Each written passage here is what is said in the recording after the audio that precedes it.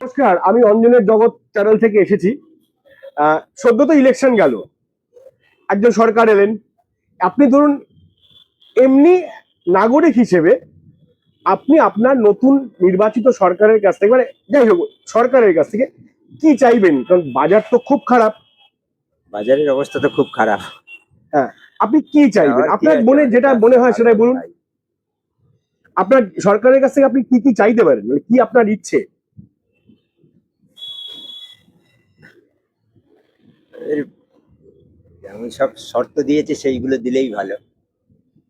যে শর্তগুলো সরকার হ্যাঁ, দিয়েছে, নতুন সরকার, হ্যাঁ, না মানে ধরুন আপনি কি চাইবেন যে ধরুন আহ একটু জিনিসপত্রের দাম কমুক, যাতে মানুষ আরো বেশি আসতে পারে, আপনি যে জিনিসটা বিক্রি করেন সেগুলো যাতে কিনতে পারে, মানুষের কাছে যদি টাকা হয়, তাই নয় কি? হ্যাঁ।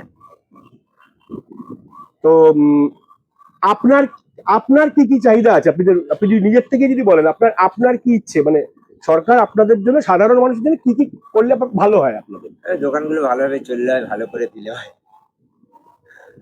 আর এখন তো বাজার বোধহয়, খুবই খারাপ। আর আপনি বোধহয় বাড়ি ফ্যামিলির একমাত্র বোধহয় আর্নিং মেম্বার নাকি? হ্যাঁ, আপাতত। তাহলে এখন তো প্রচন্ড কষ্ট করে চালাতে হ্যাঁ, হচ্ছে। হ্যাঁ, হ্যাঁ।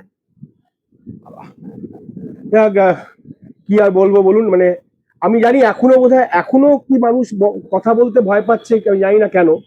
কিন্তু হ্যাঁ, একটা জিনিস বলতে পারি, দেখুন, আশা করছি সবকিছু ঠিক হবে সবার। নমস্কার, থ্যাংক ইউ আমাকে কথা বলার জন্য। নমস্কার।